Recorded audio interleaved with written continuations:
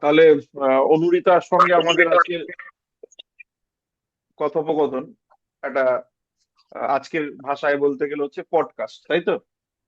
তাহলে অনুরিতা আমাদের খুবই কৃতি ছাত্রী।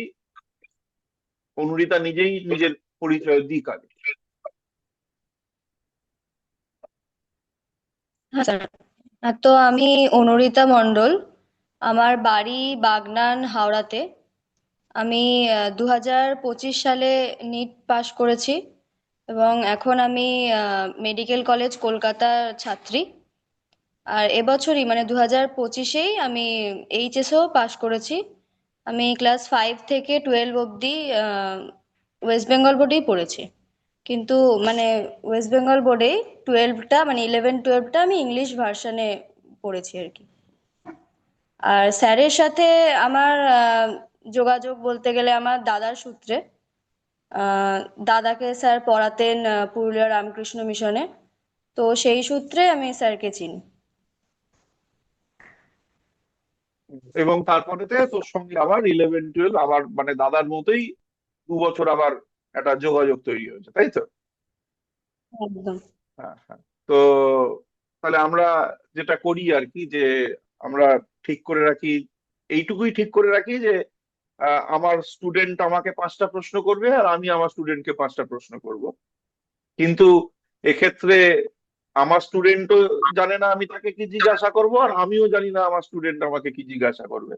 তো আজকে আমার ভীষণ পছন্দের ছাত্রী অনুরিতা। তাহলে অনুরিতা প্রশ্ন করবে, তাই তো? বলো অনুরিতা, হ্যাঁ কি প্রশ্ন, প্রথম প্রশ্ন বল।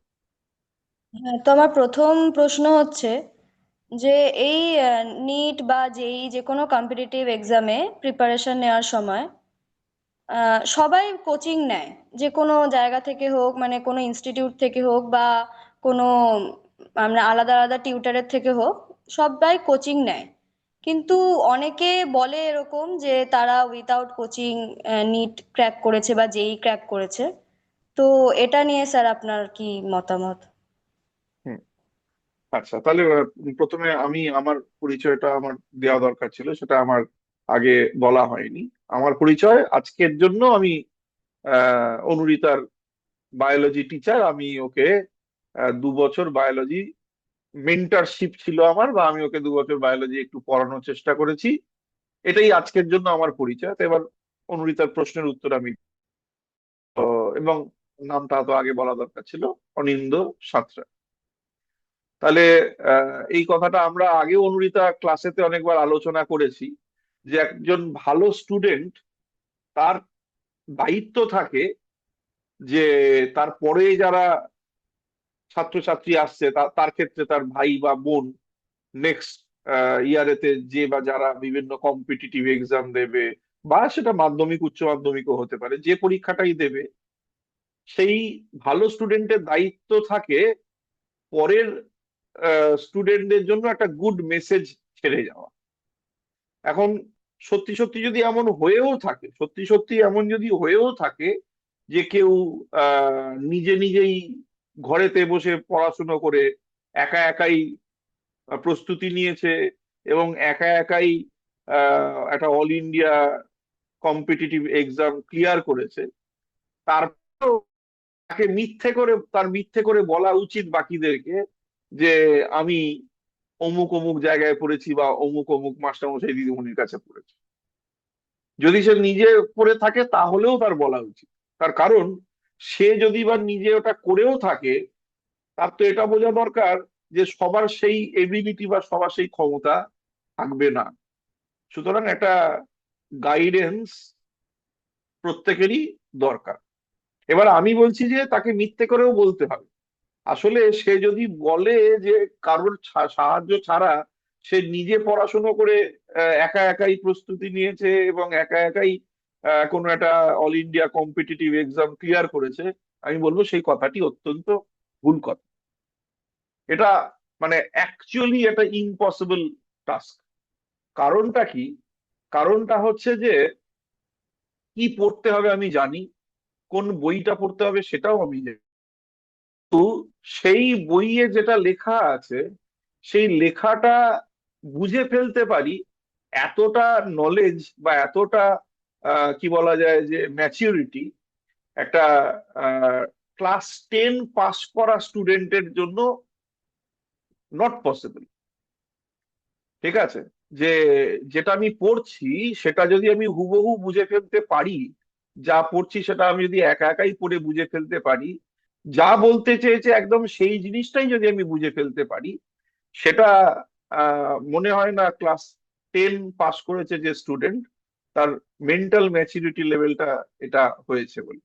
বরং আমার নিজের ব্যক্তিগতভাবে এনসিইআরটি পড়তে পড়তে মনে হয়েছে যে এই এনসিইআরটির যে লাইনগুলো লেখা আছে তার যে সাবটেক্সট, মানে যেটা লেখা নেই কিন্তু টেক্সটের আন্ডারলাইন দ্য টেক্সটের তলায় যেটা রয়েছে,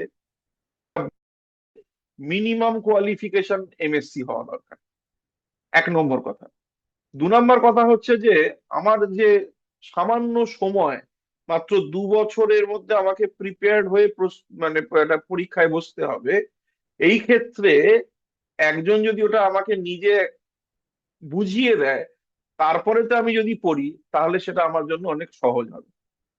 মানে কেউ যদি সারগাম ফলো করে নিজে নিজে একটা গান তুলতে পারে, তার থেকে ভালো কিছু হয় না।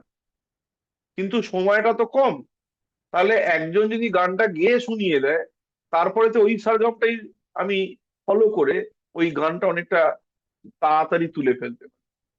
যারা গান শেখে তাদেরকে এই ট্রেনিং এর মধ্যে দিয়েই যেতে হয়, যে সারগাম যেটা আছে একটা গানের, সেটা গানের মাস্টারমশাই বা দিদিমণি তিনি একবার গেয়ে শুনিয়ে দিলেন, তারপরে তো ওই সারগামটা ফলো করি আমি ফেলতে পারি। সুতরাং অবশ্য করেই একটা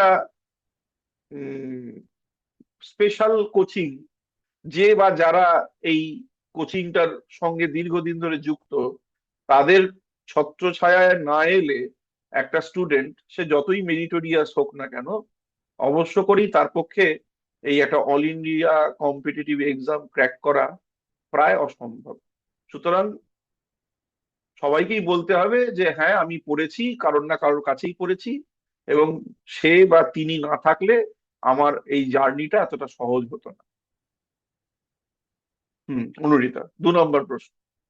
হ্যাঁ স্যার, তো আমার দ্বিতীয় প্রশ্ন, যে এই যে নিটে আমাদের তিনটে যে সাবজেক্ট, বায়োলজি, ফিজিক্স, কেমিস্ট্রি, তো এটা আমরা মানে ব্যালেন্স করব কি করে, মানে কোনটা কিভাবে পড়বো, বা প্রতিদিন প্রত্যেকটা সাবজেক্ট পড়বো কিনা, বা একদিনে একটা সাবজেক্ট পড়লাম পরের দিন আর একটা, তো সেটা কিভাবে কি করব? এখন উম, ঘটনা হচ্ছে যে আমি যদি ধরে নিই যে স্টুডেন্ট সে যতটা ভালো বায়োলজি পারে বা বুঝতে পারে, ততটাই ভালো ফিজিক্স বুঝতে পারে, ততটাই ভালো কেমিস্ট্রি বুঝতে পারে, মানে সব জায়গাগুলোতেই তার সমান দক্ষতা থাকে, তাহলে সে সবগুলো সাবজেক্টে সমান সময় দিয়ে পড়াশুনো করতে পারে। কিন্তু বেশিরভাগ ক্ষেত্রে দেখা যাচ্ছে কি, যে বায়োলজি তুলনামূলকভাবে সহজ সাবজেক্ট, তার থেকে একটু কঠিন কেমিস্ট্রি, তার থেকে আরো একটু কঠিন হচ্ছে ফিজিক্স। তাহলে একজন স্টুডেন্ট, তাকে যেটা করতে হবে, যদি এই দ্বিতীয় ক্যাটেগরির সে হয়, তাহলে সে ফিজিক্সে বেশি সময় দেবে, কেমিস্ট্রিতে তার তুলনায় একটু কম সময় দেবে, বায়োলজিতে তার তুলনায় একটু কম সময় দেবে। কিন্তু তাকে প্রত্যেক টাচ করতে হবে। আমি যেমন বলে থাকি যে 4 ঘন্টা ফিজিক্স মানে 5 ঘন্টা ফিজিক্স, 4 ঘন্টা কেমিস্ট্রি, 2 ঘন্টা বায়োলজি। বা অন্য একটা রেশিও হতে পারে যে 4 ঘন্টা ফিজিক্স, 3 ঘন্টা কেমিস্ট্রি, 2 ঘন্টা বায়োলজি, মানে 4 3 7 2 9, বা 10 ঘন্টা ন্যূনতম একটা স্টুডেন্টকে তিনটে সাবজেক্টকে প্রত্যেক দিন দিতে হবে। যদি তার সমান দক্ষতা সবকটা সাবজেক্টে থাকে, তাহলে সে 3 ঘন্টা 3 ঘন্টা 3 ঘন্টা করে তিনটে সাবজেক্ট প্রত্যেক দিন পড়বে। আদারওয়াইজ যার যে বিষয়টাতে দুর্বলতা, সে সেই বিষয়টাতে বেশি সময় দেবে। মোট কথা, তাকে প্রত্যেকদিন তিনটে সাবজেক্টের টাচে থাকতে হবে। কেন তিনটে সাবজেক্টের টাচে থাকতে হবে? তার কারণ, আমি যখন নিট দেব, যেদিনকে আমার পরীক্ষা, কিন্তু ওই 3 ঘন্টা মধ্যেই 3টে সাবজেক্টকে ভাবতে হবে। সুতরাং আমার মাথার কাছে এটা খুব পরিষ্কার রাখতে হবে, মাথাকে বুঝিয়ে দিতে হবে যে ভাই তোমাকে প্রত্যেকদিন ফিজিক্স কেমিস্ট্রি বায়োলজি ভাবতে অভ্যেস করতে হবে। সেই জন্য সে প্রত্যেকদিনই 3টে সাবজেক্ট পড়বে। আর আমি যেভাবে বললাম, যেভাবে ভাবতে বললাম, সেইভাবে ভেবে নিয়ে সে ফিজিক্স কেমিস্ট্রি বায়োলজি পড়বে। তো 3 নম্বর প্রশ্ন বল। আচ্ছা, আমার 3 নম্বর প্রশ্ন হচ্ছে যে আমরা মোটামুটি এরকম ভাবে পড়ি যে পরের মক টেস্টটা হিসেবে কি আসছে সেই হিসেবে আগের সিলেবাসগুলো কভার করতে থাকি। তো এই সময় মানে মাঝে কারোর ধরুন শরীর খারাপ হয়ে যায় বা অন্য কোনো যে কোনো কারণে সেই সিলেবাসটা পড়া হলো না, তো সেটা একটা ব্যাকলগ থেকে যায়। তো সেটা মানে কভার আপ কি করে পরে করা যাবে?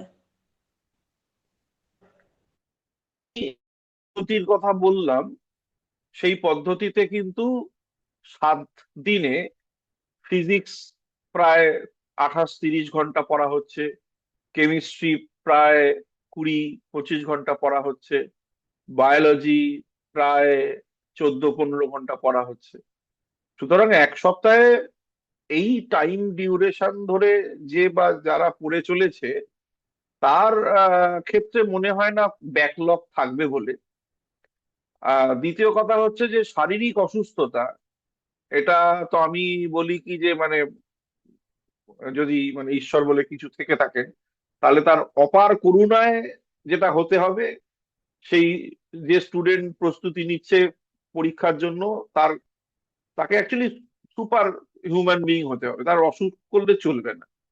আর যদি ধরে নিই যে অসুখ করেছে, তাহলে এখন আজকের দিনে একটা অনলাইন ক্লাস সে চোখ করে যতটা বা রেকর্ডিং বিভিন্ন জায়গাতে পাওয়া যাচ্ছে, সেই আমি তোর ক্ষেত্রে এরকম নিশ্চয়ই একাধিকবার হয়েছে যে তোর কোনো একটা পরীক্ষা পড়ে গেছে, বা হচ্ছে তোর কোনো একটা কারণে তুই ক্লাসটা সেদিনকে অ্যাটেন্ড করতে পারিসনি, তার জন্য আমি কিন্তু রেকর্ডিং প্রোভাইড করছি, তাই তো?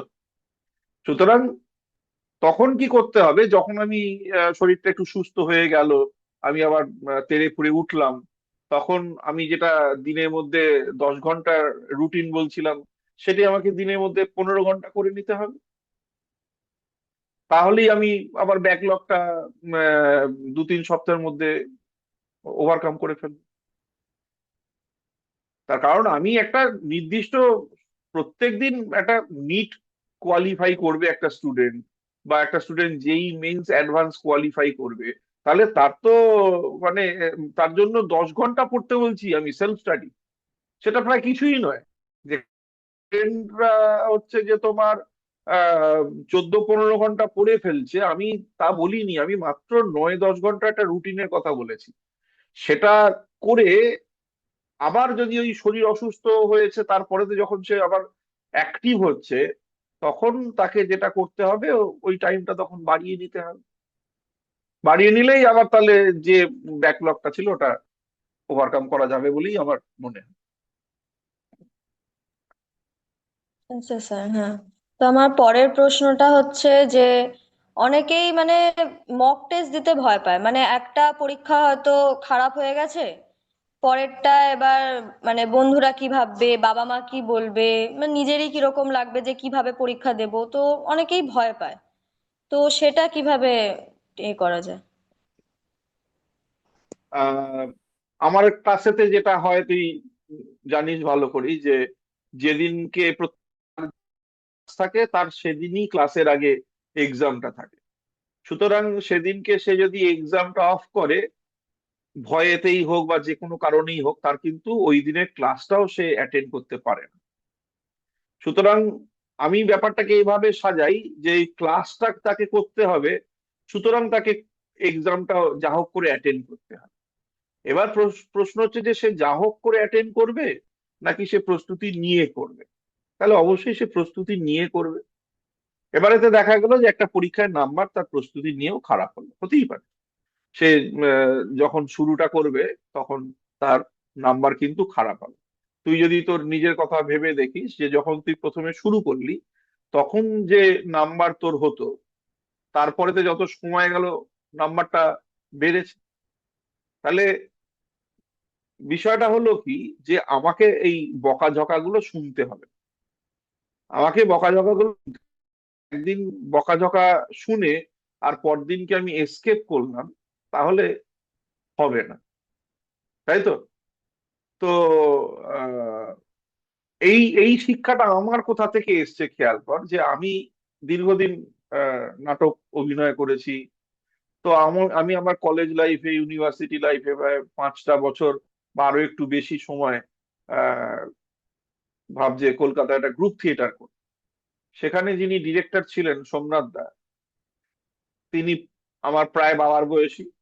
এবং আমি যখন কলেজ থেকে বা ইউনিভার্সিটি থেকে নাটকের রিহার্সালেতে যাচ্ছি, আমি ছাড়া বাকি আর যারা রয়েছেন তারা সকলেই অফিসে যান, কোনো না কোনো কাজকর্ম করেন।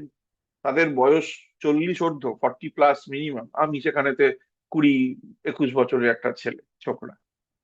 তো আমার এবার যখন কোনো ভুল ভ্রান্তি হতো, তখন এই সোমনাথ দা যে ভাষায় গালিগালাজ করতেন, হ্যাঁ, সেই সেই রকম গালিগালাজ শুনে কেউ যদি পালিয়ে যায়, আমাকে তো একদিনকে বললেনই যে তুই আসলে নাটক কিছুই বুঝিস না, তুই নাটক দেখতেই জানিস না, তোর মনে হয় তুই অনেক কিছু জানিস। সবার সামনে বলছেন এইসব কথা। এবার যেদিনকে উনি এটা বললেন, আমি যদি সেই দিনকে আমি এসকেপ করি জায়গাটা থেকে, তাহলে তো আমারই লস।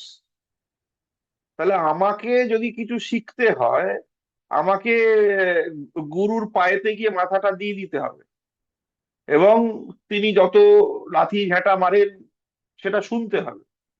মানে আমি একটা স্টুডেন্টকে শাসন করলাম, এটার এফেক্ট দুটো হতে পারে। একটা হচ্ছে যে স্টুডেন্ট, সে মনে করতে পারে যে আমি আর দ্বিতীয় দিন এই শাসনটা আমায় শুনতে হবে না, আমি এরকম পড়াশোনা শুরু করব বা এরকম ভাবে পড়বো। অথবা ওই শাসনটা থেকে সে ডিমোটিভেটেড হয়ে গেল, যে আমার আর বোধহয় হবে না। এখন আমি বারবার বলি কি, যে আমাকে এরকম ক্ষমতা দেয়া, একটা দারুণ স্টুডেন্ট তৈরি করে ফেলবো, আমাকে এরকম ক্ষমতা দেওয়া হয়। স্টুডেন্ট তার নিজের ইচ্ছাতে ভালো হবে। আমি শুধু ঢালতে পারি। আমি আমার পাত্রে যতটুকু জল আছে, সেটা তোমার পাত্রে ঢালতে পারি। কিন্তু প্রত্যেক দিন ওই পাত্রটাকে পরিষ্কার করে ঘষে মেজে তোমাকেই নিজের আগ্রহে আসতে হবে। তুমি যদি ছোট পাত্র নিয়ে আসো, তাহলে আমি যখন ঢালছি উপচে পড়ে যাবে। তুমি যদি একটু বড় পাত্র নিয়ে আসো, তাহলে সেখানে আমি পরিমাণ মতন ঢেলে দিতে পারবো। সুতরাং এটা একান্তই স্টুডেন্টের ব্যাপার। স্টুডেন্ট যদি মনে করে যে সে ডিমোটিভেটেড হবে, তাহলে সে ডিমোটিভেটেড হবে। তুই নিজেও জানিস যে ক্লাসের মধ্যে আমি আমি বোধহয় কাউকে মোটিভেট করতে পারি না। আমি সবসময় ডিমোটিভেটিং কথাবার্তাই বলি, যে তোর হবে না, এরকম করছিস, তোর হবে না। মানে তার কারণ আমি তো নিজেই টেনশনে পড়ে যাই যে এই স্টুডেন্টটাকে যার জন্য আমি এটা ভাবছি, সে করবেটা কি। তাহলে মোটিভেট করতে পারবো না, আমার ওই মোটিভেটিং এবিলিটি নেই। আমি ডিমোটিভেট করতে পারি। এবার এই ডিমোটিভেট করছি এই অবস্থাতে একটা স্টুডেন্ট, সে তার পালসটা ধরে রেখেছে, যে না, আমি দাঁতে দাঁত চেপে লড়াই করে যাব, এবং স্যার যাতে স্যার বা ক্লাসে তার যে বন্ধু বান্ধব রয়েছে, তারা আমাকে এর পরের দিনকে খারাপ কিছু বলতে পারবে না, আমি এরকম একটা ভালো কিছু করব। হ্যাঁ, মানে এটা এটা সাইকোলজিক্যাল ব্যাপার, যে একটা আগুনের কাছে একটা বাচ্চা ঘুরছে, তাকে দুভাবে বোঝানো যেতে পারে। তাকে একটা চড় মেরে বলে এটা আগুন, হাত দেওয়ার দরকার নেই, সে চড় খেয়ে চলে গেল, কোনোদিন আগুনের কাছে এলো না। অথবা তার হাতটা আগুনের মধ্যে একবার আগুনের কাছে নিয়ে দিতে হবে, দিয়ে সরিয়ে নিতে হবে। সে নিজেই বুঝে যাবে যে এটা মারাত্মক জিনিস, এখানে আর কোনোদিন আসবে না। তো আমি ওই সেকেন্ড টাইপের লোকটা, আমি আগুনের হাতটা ছুঁয়ে দিতে পারি। আমি তোমাকে খারাপ খারাপ কথাই বলবো, কিন্তু তুমি যদি সেটা শুনে আহ কিছু করার নেই।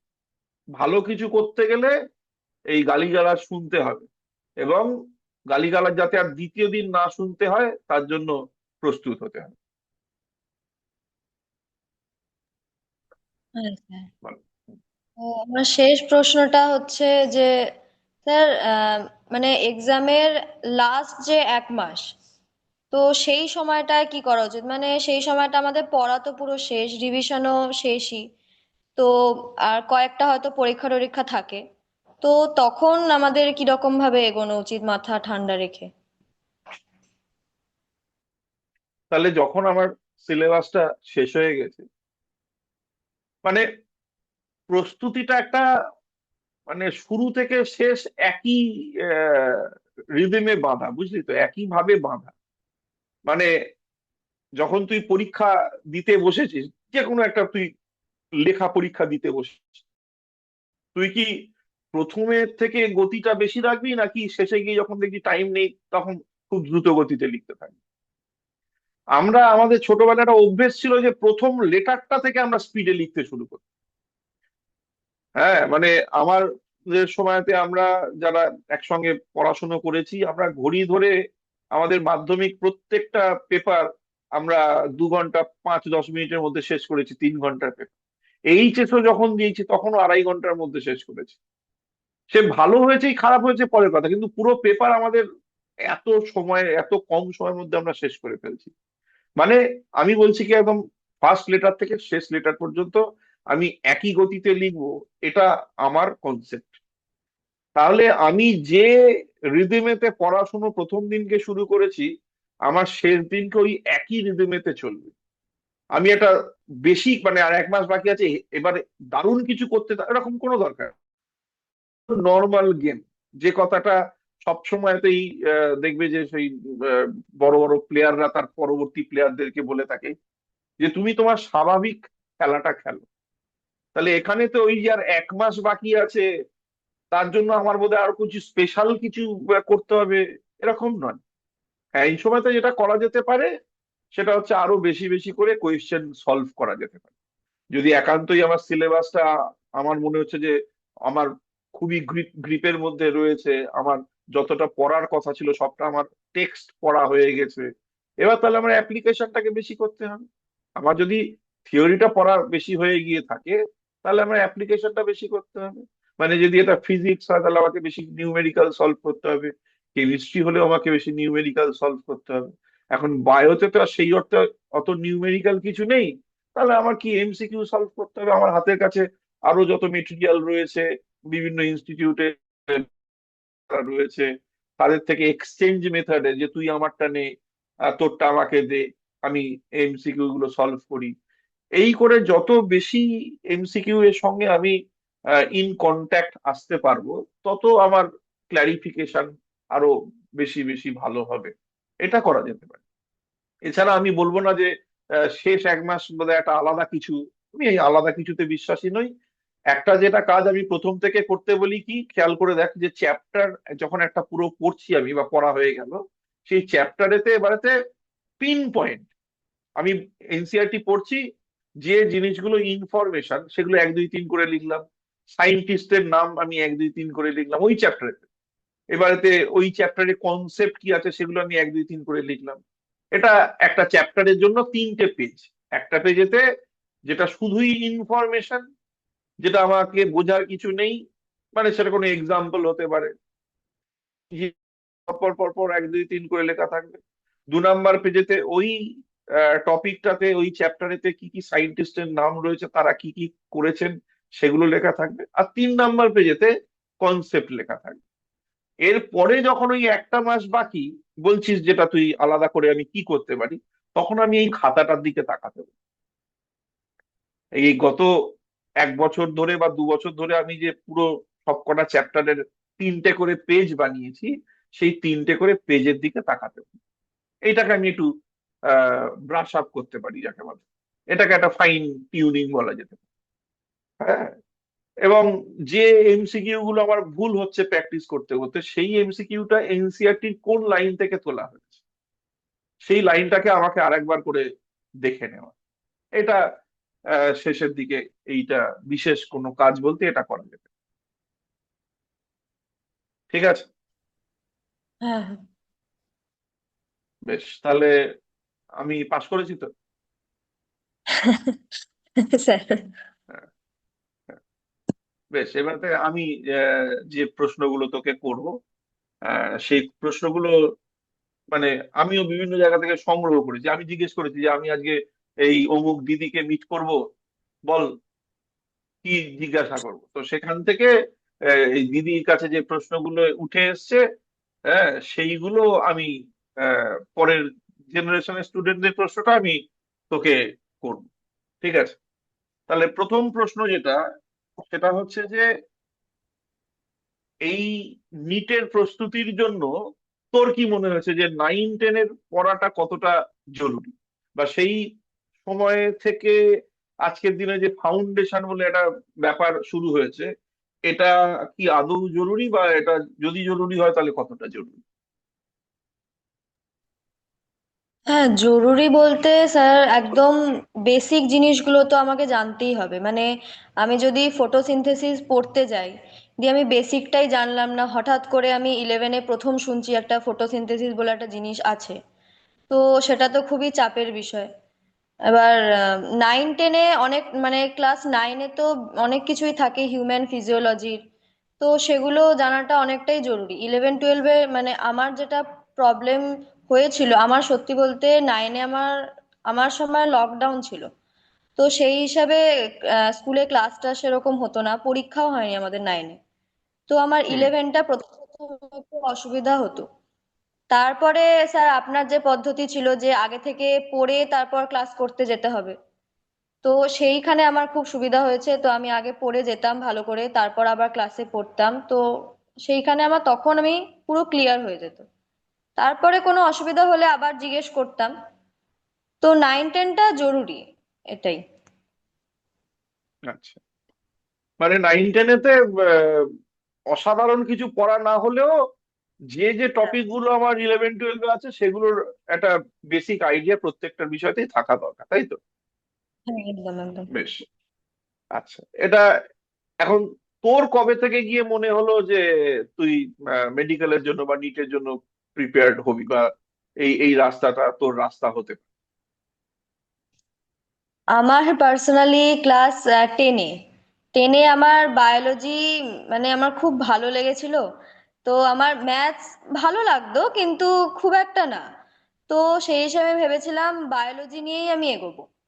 এবার বায়োলজি বলতে মেডিকেল লাইনে আমার মানে জানার খুব আগ্রহ ছিল যে আমাদের দেহে কি হতে পারে।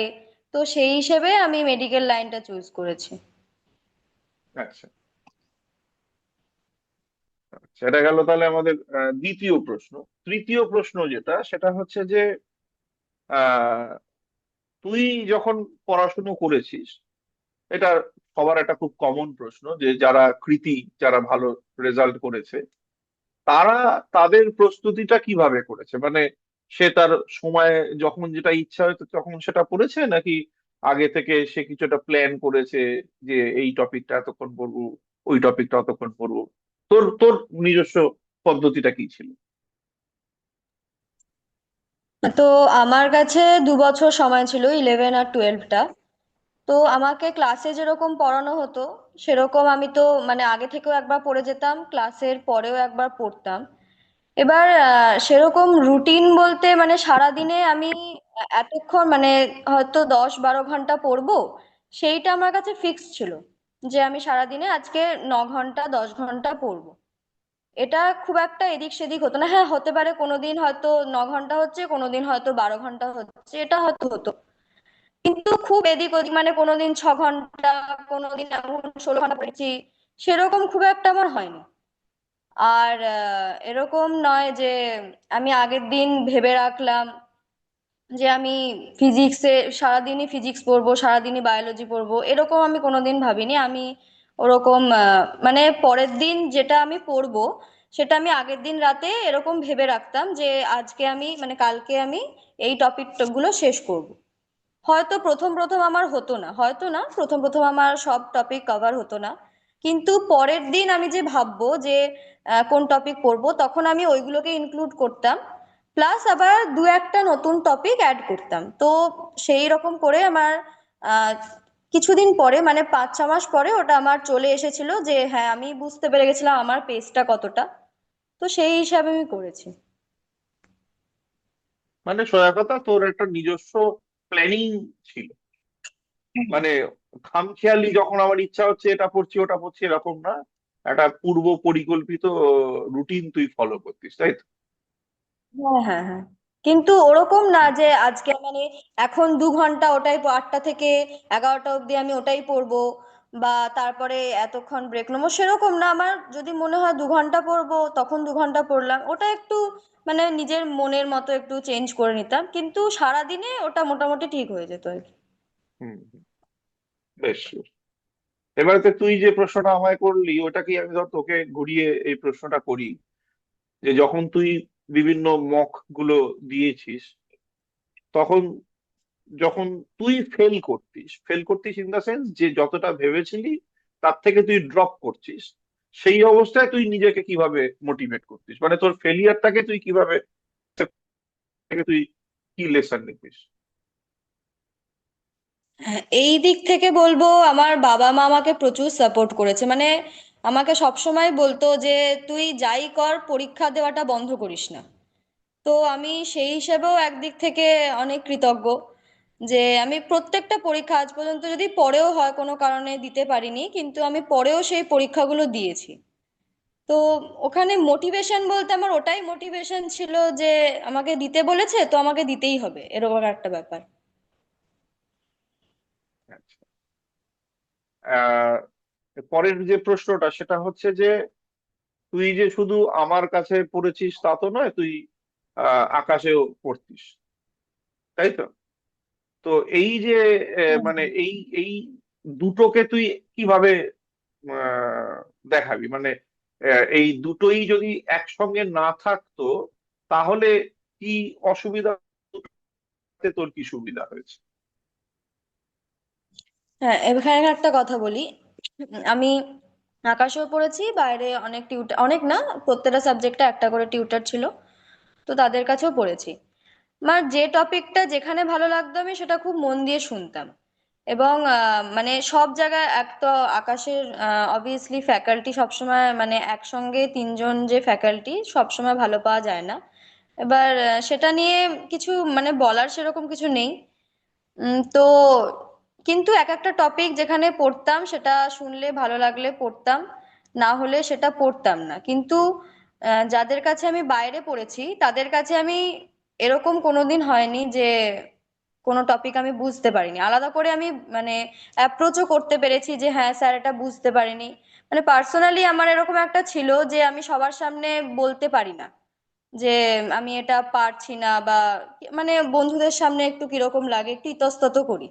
তো সেই হিসেবে আমার বাইরে টিউশন নিয়ে আমার খুবই মানে লাভই হয়েছে। তো এটাই। এটাতে এটাতে টাইম ম্যানেজমেন্টে কখনো কোনো অসুবিধা হয়নি? না, টাইম ম্যানেজমেন্ট নিয়ে সেই হিসেবে কোনো অসুবিধা হয়নি। মানে ওইখানে হ্যাঁ একটা দিন খুব একটু হেক্টিক হয়ে যেত, তার পরের দিন একটু মানে শরীর খারাপ হয়ে যেত, যাওয়ার চান্স থাকে, কিন্তু সেটাও মানে ম্যানেজ হয়ে গেছে আর কি। হুম। মানে আমার যেটুকু মনে পড়ে 2 বছরে তুই আমার ক্লাস অফ করেছিস বলে আমার মনে পড়ে না আর কি, মানে রেয়ার কেস, হ্যাঁ, যে নিয়মিত ক্লাস তুই করতিস। এটা একটা আমি সবসময় এটা বলে থাকি যে রেগুলারিটি, তাই না? রেগুলারিটি একটা ভীষণ ভীষণ বড় একটা কোয়ালিটি যেটা একটা ভালো স্টুডেন্টকে ভালো করে। তো তোর মধ্যে সেই রেগুলারিটি ছিল, এবং তুই সেই রেগুলারিটি নিশ্চয়ই অন্য দিস। আচ্ছা, হ্যাঁ শেষ স্যার, যে আসলে প্রশ্নটা, বল বল। হ্যাঁ এখন আসলে রেগুলারিটি বলতে অফলাইন হয়তো সবসময় যেতে পারতাম না, কিন্তু এখন অনলাইনে সেই অ্যাক্সেসটা আছে, তো সেইখানেও আমি ক্লাস করেছি আর কি, ক্লাস অফ আমি কোথাও করিনি। হুম, হুম। হুম। তাহলে এবং শেষ যে প্রশ্নটা সেটা হচ্ছে যে আহ, তুই যে স্কোরটা করেছিস তাতে তোর এইমস হতে পারতো, সেখানেতে তুই এইমস না ভর্তি হয়ে ক্যালকাটা মেডিকেল কলেজ, এখানেতে মানে একটা স্টুডেন্ট কি তোকে দেখে কিভাবে ভাববে ব্যাপার, যে আমি আমি তাহলে কোথায় ফোকাস করবো? আচ্ছা। হ্যাঁ স্যার, এই কোয়েশ্চেনটা আপনি আমাকে আগেও করেছিলেন এমনি ক্লাসের সময়। তো আমি একটাই বলবো যে হ্যাঁ স্যার, এইমস তো ভালোই, মানে দিল্লি এইমস, ভুবনেশ্বর এইমস, তো ওদিকে এইমস গুলো অনেক ভালো। কিন্তু এক তো আমার যে এইমসটা হতো কল্যাণী এইমস আমার হয়ে যেত, কিন্তু মানে সবে সবে নতুন নতুন খুলেছে। আর সেদিক থেকে মানে পেশেন্টের দিক থেকে দেখতে গেলে, যদি আমি মানে ইন্টার্নশিপ যখন করব, সেই দিক থেকে দেখতে গেলে কলকাতায় মানে পেশেন্টের যে চাপটা, তো সেটা অনেক বেশি। সেই দিক থেকে আমার সুবিধা হবে আর কি, মানে সুবিধা বলতে ওই আর কি, মানে পেশেন্টের সাথে অনেক দেখা হবে, আমি সেই মতো কাজ করতে পারবো। ডাক্তার আমার যে উদ্দেশ্য আসল, যে আমি ভালো ডাক্তার হব, তো সেইটা আমি এখানে করতে পারবো বলে আমি মনে করেছি। ওই জন্য এখানে আসা। নইলে রিসার্চের দিক থেকে বা অন্য কোনো বড় জায়গায় যেতে গেলে, সেইখানে আমি এইমস এর দিকে গেলেই আমার ভালো। আর অ্যাপ্লিকেশনের জায়গা থাকতে গেলে মানে হাতে কলমে কাজটা বেশি ভালো শিখতে গেলে, যেখানে পেশেন্টের প্রেশার বেশি আছে সেই জায়গাতে যাওয়াই ভালো, তাই তো? হ্যাঁ হ্যাঁ, একদম স্যার। আচ্ছা আচ্ছা, ভেরি গুড। তাহলে আহ, অনুরিতা, আমাদের মানে অসংখ্য শুভেচ্ছা। তুই মানে শুধু যে নিজে একটা ভালো আহ, ফল করেছিস তাই তো নয়, বাবা মাকে গর্বিত করেছিস, অবশ্যই আমাদেরকেও গর্বিত করেছিস। এবং আগামী দিনে এই এই সাফল্য জারি থাকবে। এবং এমবিবিএস এর পরেতে এমডি বা এমএস, তোর যেটা যখন যেমন করতে ইচ্ছা হয়, সেই সবকটা সাফল্য তুই ছুঁয়ে যাবি। এই শুভেচ্ছাটুকু থাকলো। আর হচ্ছে যে দাদাকে আর বোন, তাই তো, যেখান থেকে আমরা শুরু করেছিলাম, তাই না? তুই শুরু করেছিলি দাদা আর তোকে নিয়ে একসঙ্গে গল্পটা তুই শুরু করেছিলি, যে অনিরুদ্ধ ছাত্র বটে, এবং বোন অনুরিতা, দুজনের জন্যই সেই শুভেচ্ছা থাকলো। হুম। মানে এটা আমার আগেও এরকম আছে অনেক, আহ, দাদা বোন, আহ, কম করে 5-6 খান এরকম কম্বিনেশন আছে, যে দাদা বোন দুজনকে পড়িয়েছি, দুজনে ডাক্তারি পড়ছে। কিন্তু এটা দুজনেই মেডিকেল কলেজে পড়ছে, এইটা একটা বড় অ্যাচিভমেন্ট। এটা আমার জন্য একটা অ্যাচিভমেন্ট আর কি, হ্যাঁ, যে এরকম দুজন কৃতি ভাই বোন, তাদের সান্নিধ্যে আমি আসার সুযোগ পেয়েছি। এটা আমার জন্য একটা সৌভাগ্য। আহ তো যাই হোক, সুতরাং দাদা এবং বোন দুজনকেই আমার এবং আমাদের যে বিবেকানন্দ স্টাডি সেন্টার এর তরফ থেকে অনেক অনেক শুভেচ্ছা। ঠিক আছে, থ্যাংক থ্যাংক ইউ। ভালো থাকিস।